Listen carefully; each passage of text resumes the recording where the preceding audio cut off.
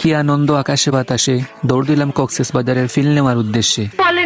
কচি কচি পা দিয়ে আস্তে আস্তে হাঁটরাম আর গরিবের কক্সবাজার সমুদ্র সৈকতের ফিল নিলাম। এরপরে বইয়া বইয়া মাছের লগে কতখান গল্প করি লাইলাম। একটা মাছের লগে 1000টা বাচ্চা দেখিয়া মাছরে জিকাইলাম, তোমার এতটা বাচ্চা কেনে বা মাছ ভাই? এরপরে মাছে উঠিয়া আমারে কইল, ফানির তলে তো আর ফার্মেসি নাই।